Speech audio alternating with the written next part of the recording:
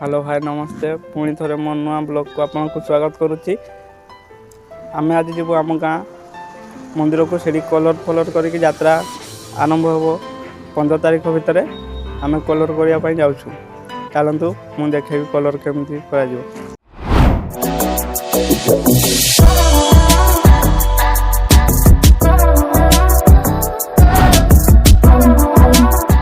आम ए पहुँच जाइए आम गाँ मंदिर पाखे ये आम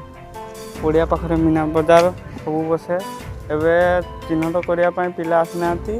आसुँच खाई खुआकरी आम एवं मंदिर पास जा